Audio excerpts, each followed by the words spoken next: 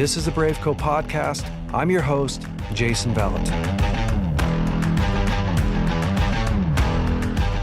Welcome back to the BraveCo podcast, man. Guys, I have a question for you.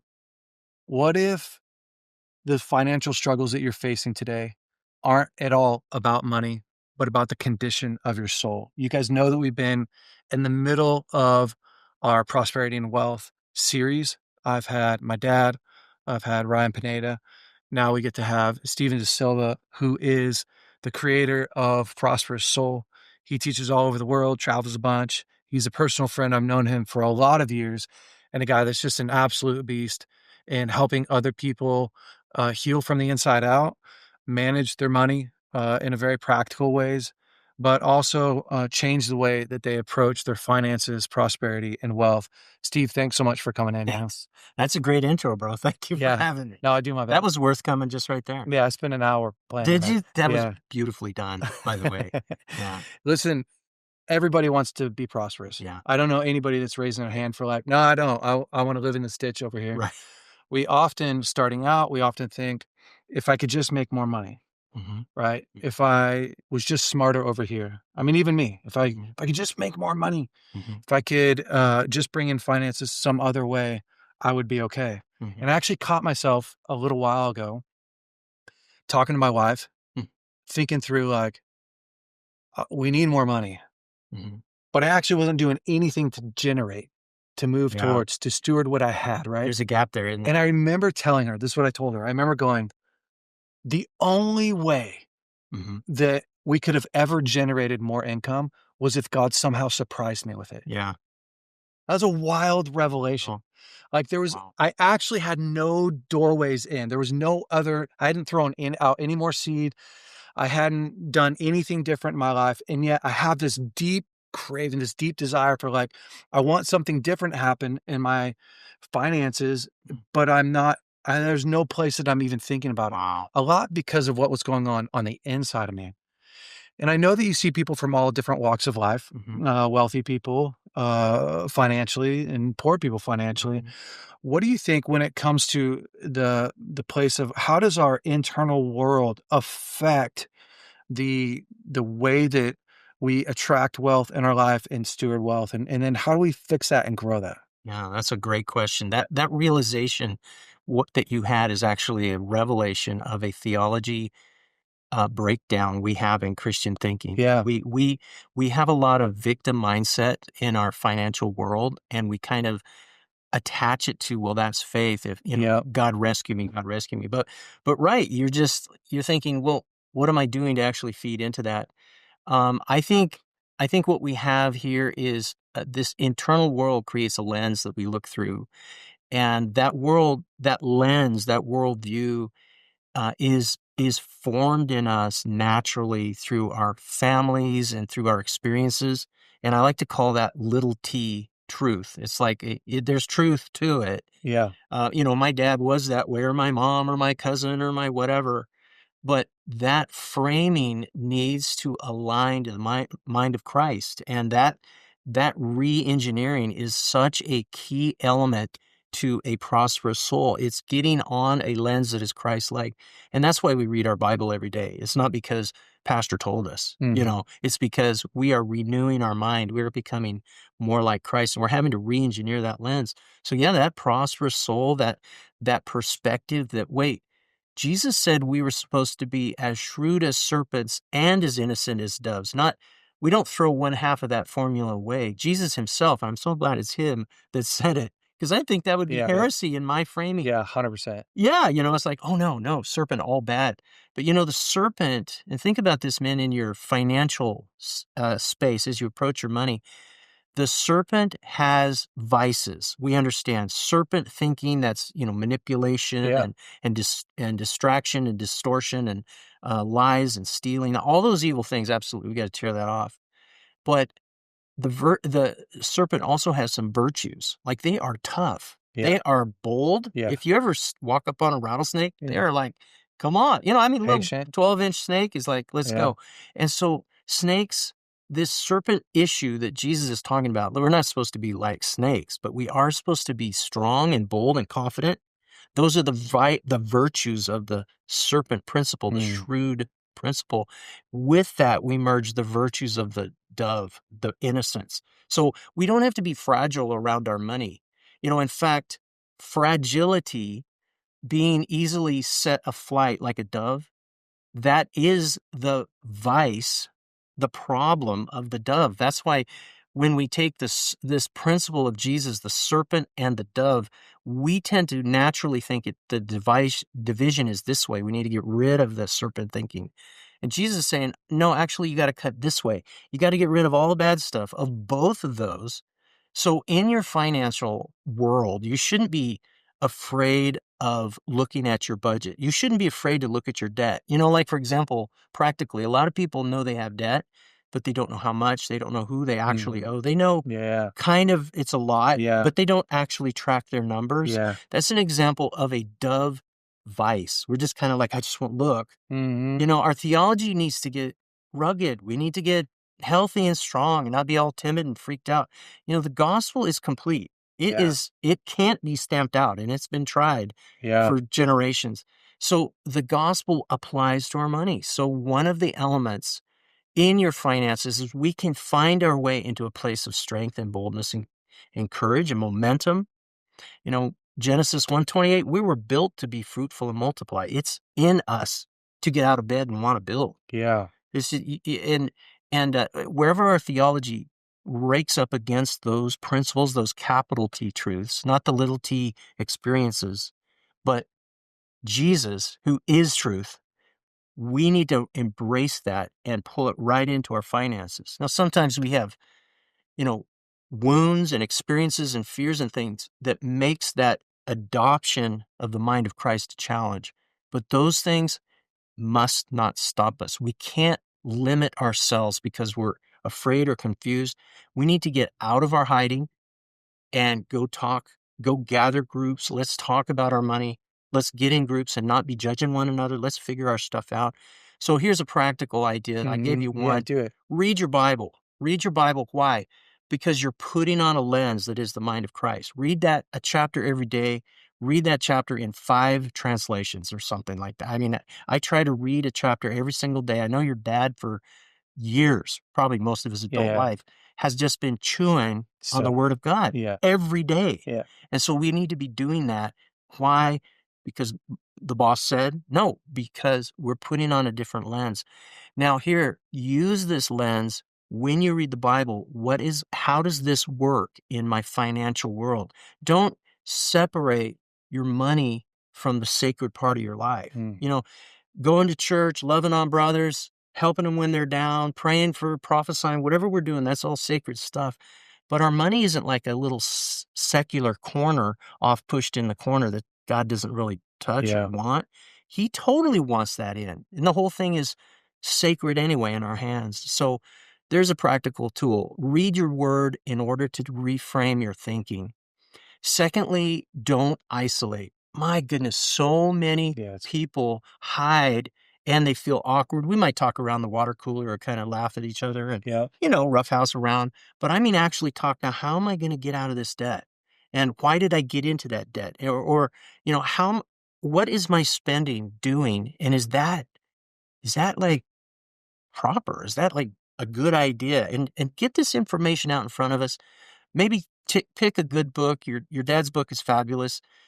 Get a bunch of guys to go chapter by chapter through his book. What I like about what you're saying right here, one, of course, changing the way that you see through the Word of God, because that is His standard, is the measure in which we should be measuring our whole entire lives by and seeing. And of course, this idea that if I change the way that I see, it actually unlocks the possibility for me to access favor, grace, the faith, to step into a whole new other realm. Okay, cool. So we can set that there and go, if you haven't boosted your mind and your way that you're seeing and your spirit, man, there's a big opportunity there. Yeah. But the next one that I really love is being able to actually look at your finances, open it up, and start to ask some questions. Mhm. Why? Mhm. How come? Oh, man. What do I need to I can do? just feel the tension grow when you say it, Yeah, because when you lay out your income, that's like a measuring contest yeah. with men, right? It's like, "Mine's this big." You know Dude, what it's I'm true. saying? It's like, Yeah, woo, and you know what? We gotta find safe people. You don't just walk around saying, "Hey, this is my income." yeah, Find some brothers at arms, you know what I'm saying? Men that will, like, love and protect us and help us, and, like, "This is what I'm doing."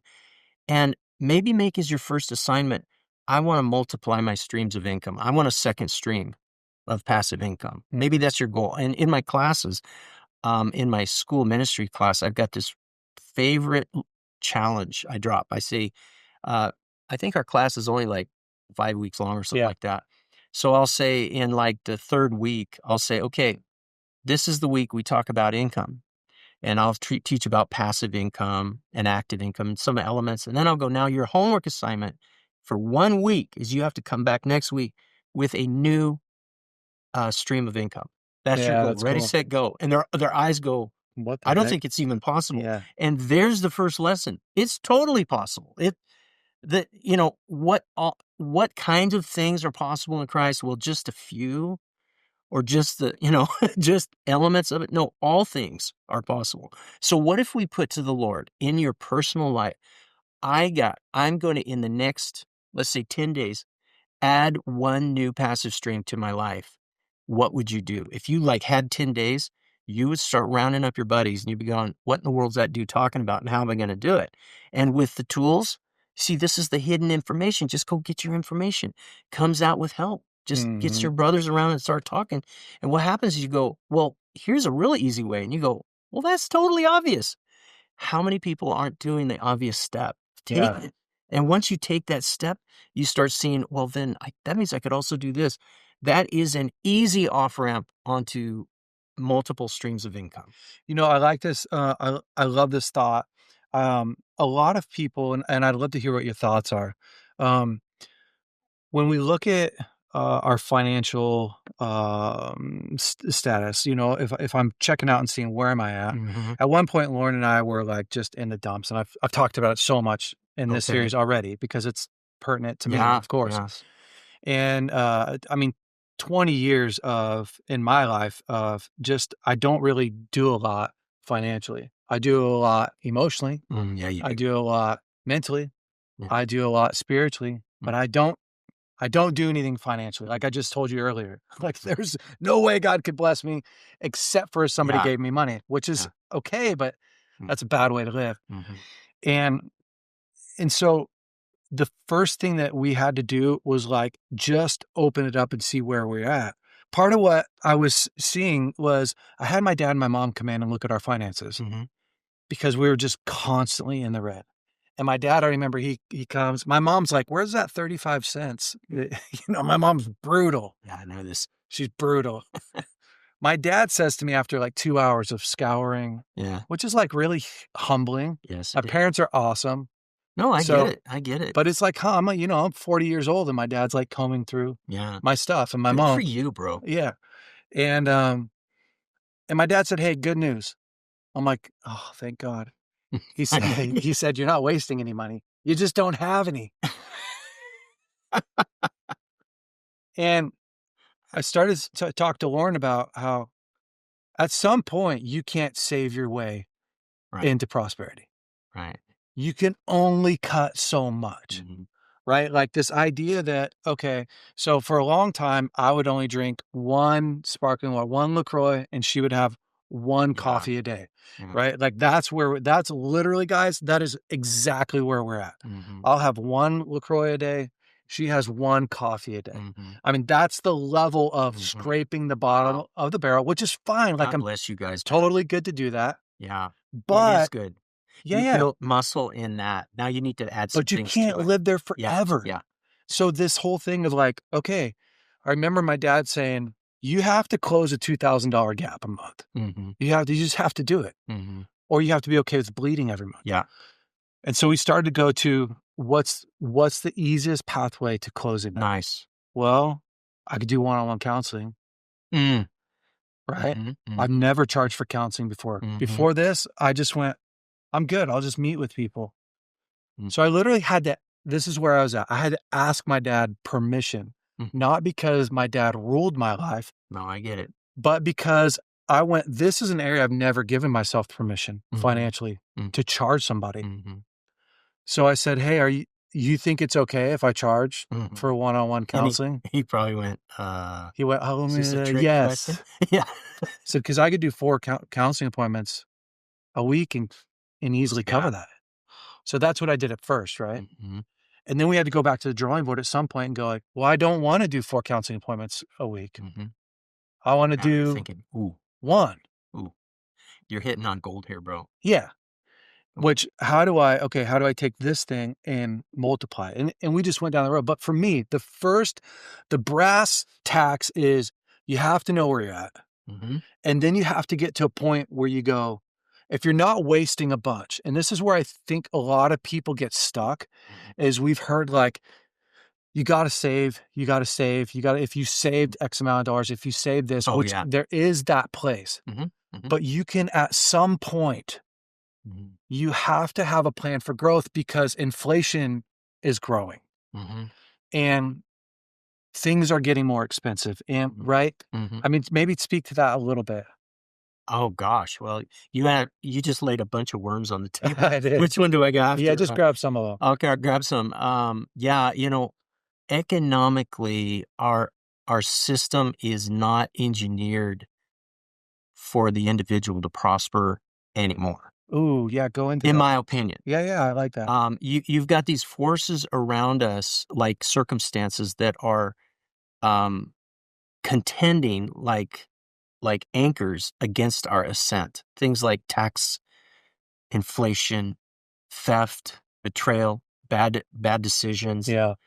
Just breakage, just stuff depreciation. wearing and breaking down.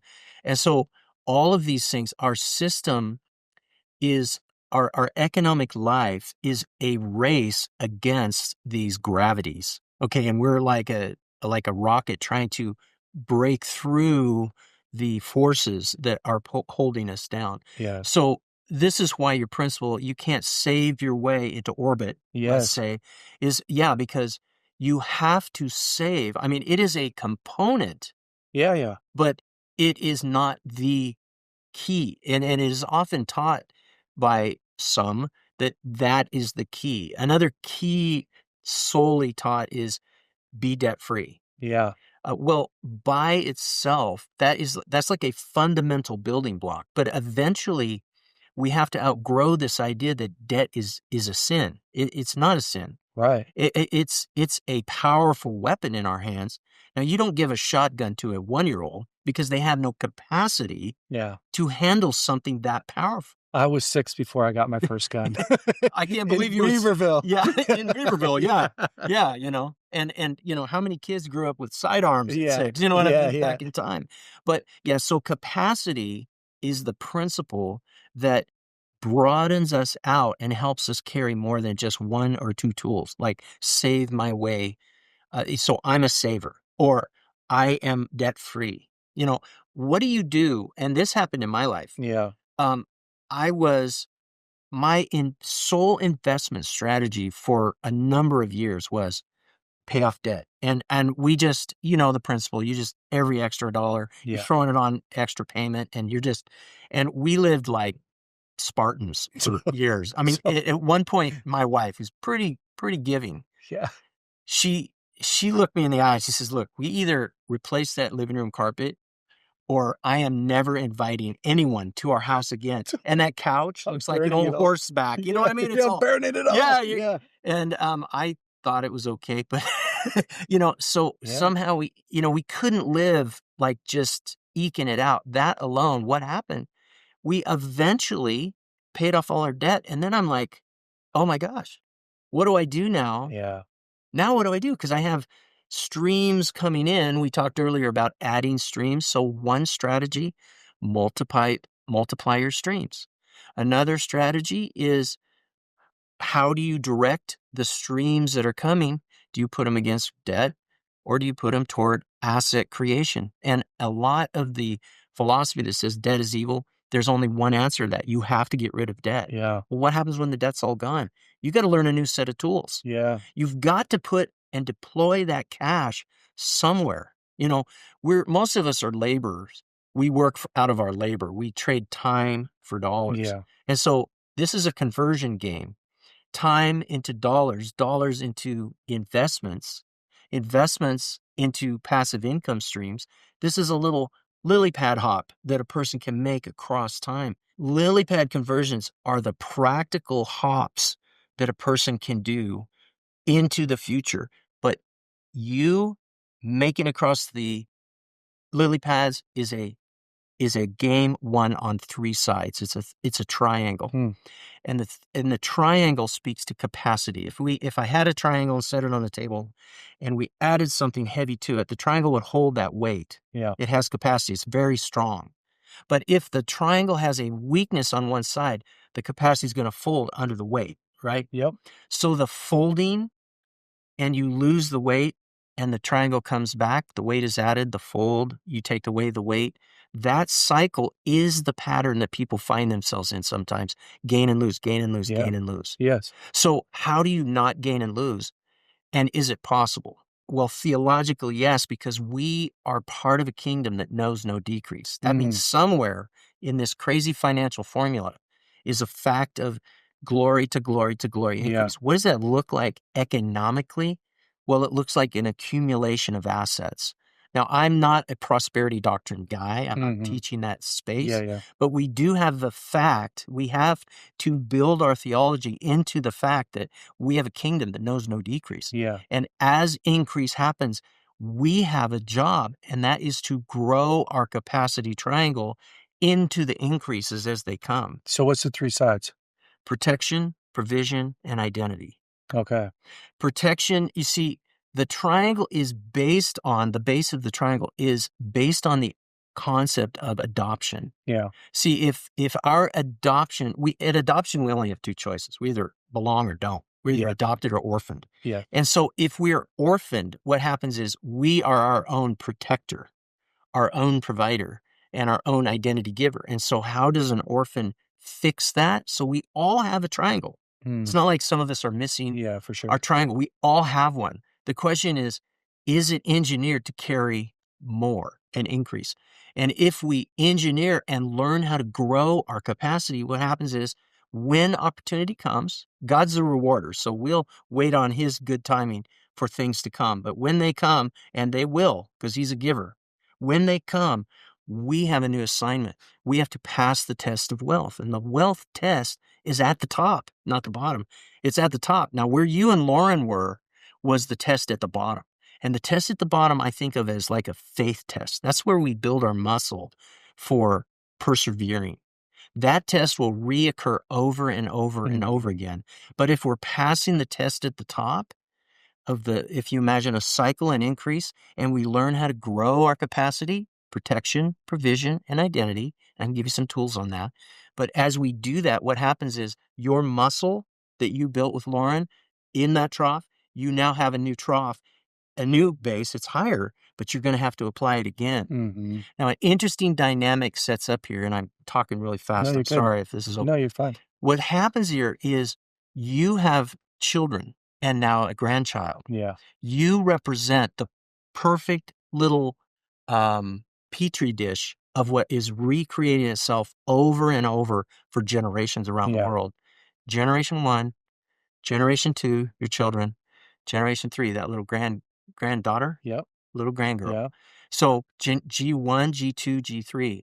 You see, you and Lauren's muscle, that tone that got built when you were down in that little bucket, when you learn and grow, and you guys are capacity people, so you have high capacity, but we can always all grow our capacity higher in a kingdom that has no lid. Yeah. I mean, let's go. We got, all of us have an assignment, but our children don't learn those lessons unless parents teach them. G1 grows up and learns the hard lessons. G2 grows up in a vacuum of this information. Yes. And G3 is what's called a native to the higher levels, and they have none of the muscle. Yeah. That's where entitlement comes from. Well, Mhm. of course we drive around in a, the best, I don't know, the best car or Yep. whatever, and I don't care about the best of stuff. Um, I'm just saying they are native to it. They haven't learned to fight. So, this is a bit of a sideline, but we have a legacy problem in America. In fact, it's global. See, what happens about 70 to 90% of everything that we transfer in inheritance is lost through the fingers of these G2s and 3s. I believe it. It's proven. It's Well, the statistically principles that it took to build it and sustain it have to be passed on. have to be passed. We talk about inheritance, man, and if you guys have Yeah. children or grandchildren, and I have children and grandchildren. It is tricky, man, but we are growing. So that's the first level of this podcast and your whole series is we got to get our Yeah. game on in the financial area. And we're looking at ourselves in the mirror. We're doing some work. We have got to translate that into G2 and in little micro ways into G3. And I'm not talking about, Can I add something to this? yeah, come on. Well, I've been thinking about this a lot because we're taking our rite of passage on the road that we do every year at a conference. And so I've been thinking about Oh, that's cool. walking young men into manhood, right? Yeah. And what does that look like? And what's the pathway? And what are the different lessons that every man has to learn in order to be successful? Yeah. Wow. And I've just been thinking a lot about this phrase, no young man should stumble his way into manhood, Mhm. right? Oh, that's a He beautiful picture. shouldn't. Yeah. And the greatest gift that a father can give is a clear pathway into manhood. Yeah. Otherwise, Mm. if you think about this, when you're young, you're constantly you're creating your lens, but you're also acquiring tools. Mhm. Now, whether those tools are good or bad, Yeah, that it can be doesn't really argued later. matter, right? Yeah, yeah. You are. So Mhm. in a world in which you have to survive, the lens is the world's dangerous and the tool is retreat or fight, right? Mhm. It's violence or it's run away. Mhm. In a world in which there is in a safe ecosystem, you start going, you're allowed to tap into creativity and you're allowed to tap into vulnerability and you're allowed to tap, right? And so you get a lot of different tools. It's Mhm. not just one, it's not just double-sided, either fight or run away. Mhm. It's negotiate. Mhm. It's set healthy boundaries. It's Mhm. seek to understand. There's lots of different Mhm. tools. Do I get And to use manipulate in there? you could Because that's what I think. manipulate. Yeah, it seriously is. Yeah, it is. Well, and if you don't learn to negotiate, then you'll definitely learn to manipulate, Yeah, right? And yeah. and it goes on and on and on.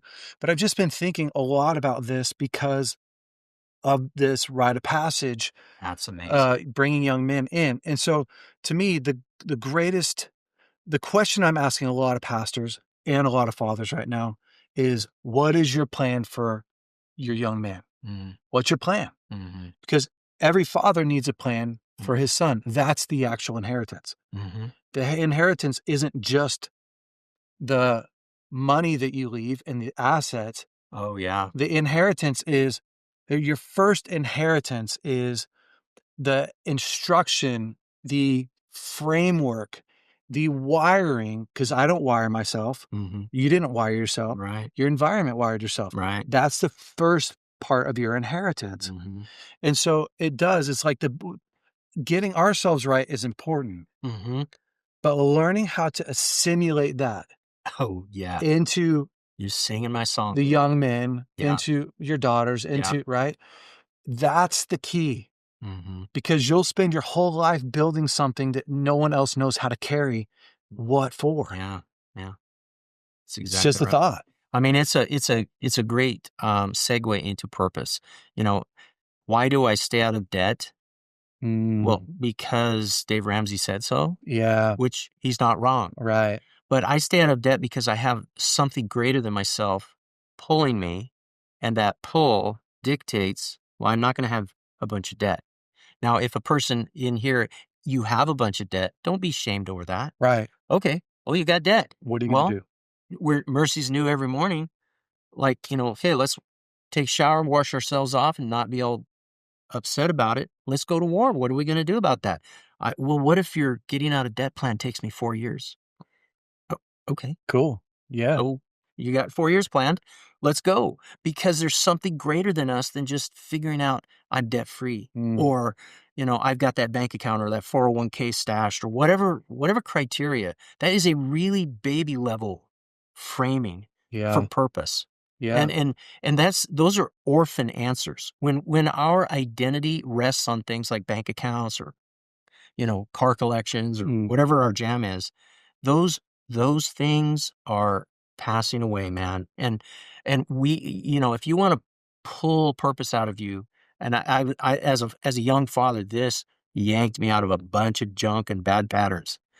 Watching my sons, I'm like, oh, I am not translating Yeah. my junk into that little dude's life. I have Yeah. 2 sons. God help me. And I floundered and floundered until I rose up, until the hero rose. It's like, oh, this dragon we fight Mm-hmm. and this one I win. Yeah. And do that with your finances. If you're struggling with purpose, look at your little ones. Now, if you don't have kids, maybe you plan it. See, God is something greater. He is the thing greater than us. Mm. And we are all building both a kingdom and generations around us. When you reach out to these men, when you take that rite of passage on the road, you are building children and sons in the spirit, right? Yeah.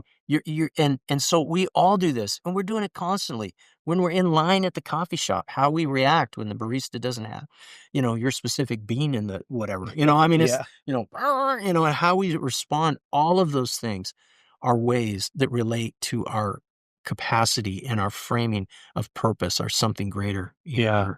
Yeah. I think it's really important in closing, like for me, the the first step, of course, like we've talked about so much, is just getting courageous enough to really look at where you're at.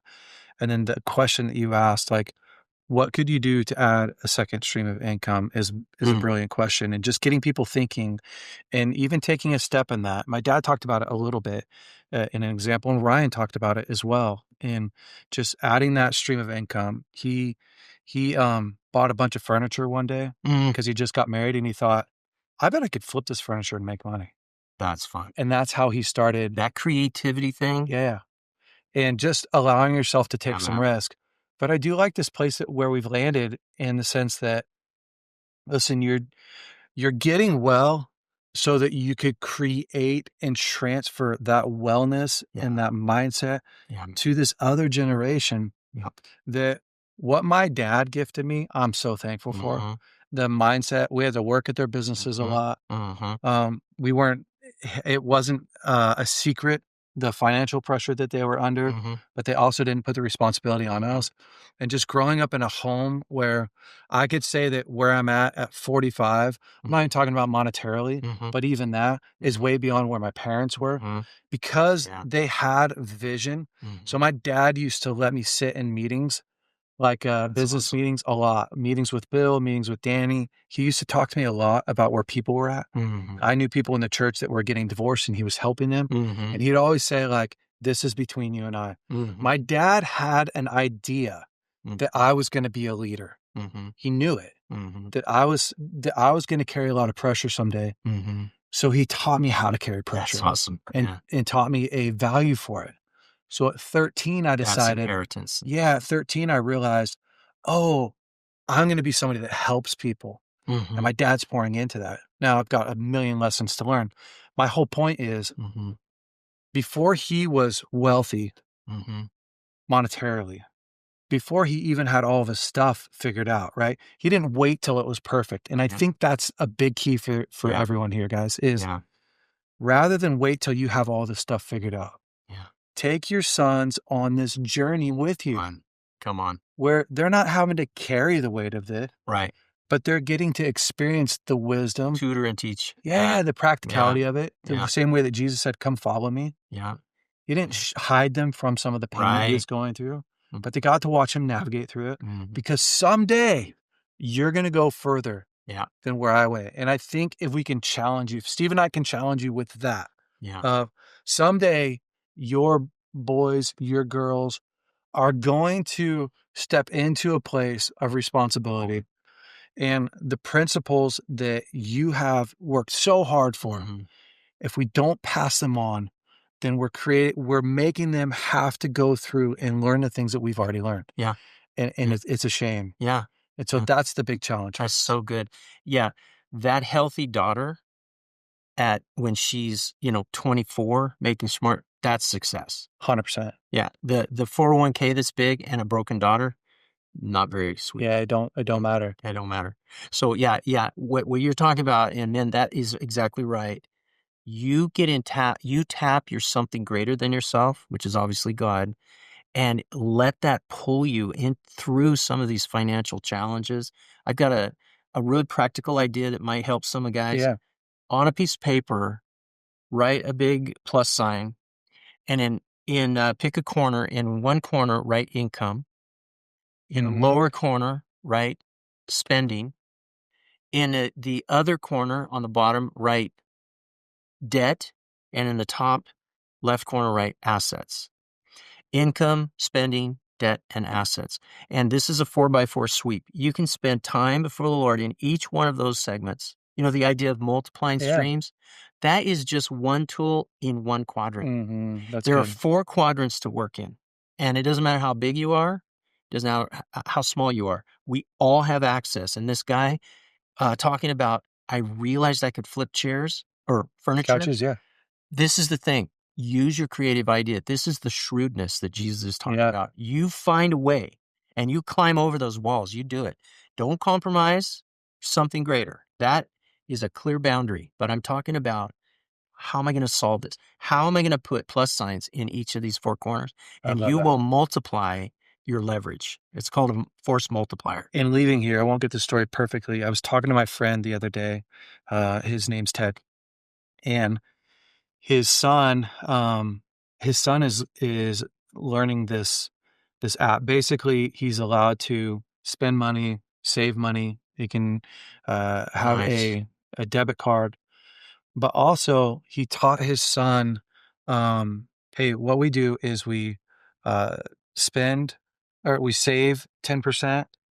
You give 10% to God, and you can spend some of this other money, right? And what he's teaching his son to do long term, he's like, son, if you, let's look at where you want to be at 60 years old or 65, right? So he's starting to think like that. And if you put X amount of dollars into a Roth or into something like that, he started to show him, like, if you put $14,000, 14,500, I think is what it was, between now and 18, and you didn't do anything else. Pretty remarkable. When you're 65, you have $500,000 in there. Yeah. Now, that's if you just didn't do anything. What I love is I have a friend who's teaching his son how to think. And he goes, dude, my son doesn't spend any money because when he started to teach his son young, right? Yeah. If you delay now, Yeah. you can have over here. And he started teaching him delayed gratification. Delayed gratification. Yes. And he says, it's really interesting. He's learned that if we go to the coffee shop together, his sisters are spending money on coffee. Yeah. And he's going, hey, could you get a coffee for me? And he said, you'd be surprised how many people will buy a coffee for him. And he said, I don't always love the, but he's young. He'll learn those boundaries. What I do love, he said, what I do love is that at 16 years old or 15 or 14, whatever how old he is, he's starting to think about what is most important. How do I work my way there? Yeah. Someday I'm going to be older. If I learn how to use my bank account now as leverage, right? If I learn how to use long-term, so the greatest thing that he has as leverage is, I don't have a lot of money, but I have a lot of time. So if I put a little bit of money in a place at a little bit at a time for a long amount of time, eventually that's going to compound. Time is the game. Yeah. Steve, how can people get a hold of you and dive into Prosperous Soul or get coaching by you? What you offer is so valuable. Thanks. I just want to make sure that people have access to you. Thank you. The best thing, go to my website, prosperoussoul.com. And when you land on the homepage, I invite you, there's a little quiz right at the top. Cool. It's a capacity quiz about the triangle. It leads to a webinar. I just did 2 today, 2 hours of different webinars. It's really meaty. Go do that. It doesn't cost you a thing, and it'll blow your mind. Awesome. This week, I would love for you to, just do the 4 quadrants that Steve talked about. That's a great way to grow. Or you do what we talked about. You go like, my first step is getting brave and just looking where we're at. Or my first step is I'm already brave. I know where I'm at. I need to think about a stream of income and go for it. Just challenge myself. Rewind this, go back, listen to it. Take action in one of these areas. Put a plus sign in one of these areas, and then continue to challenge yourself. Can I put another one there? Can I put another one there? Can I put another one there? And see what God does in your life. Guys, thanks so much for showing up. Get after it this week. We'll see you next week. Hey, BraveCo man. Hopefully you loved this week's episode. Listen, if you have not subscribed to our podcast, you are already behind. Go ahead and click right here to subscribe to our podcast. And if you have not watched last week's episode, you can click right here and watch last week's episode. And listen, if you want to upgrade your wardrobe, you can check out some of our new hats that we have in stock and all our other swag. Go to braveco.org and you can look at our store there. Have a great week. We'll see you next week.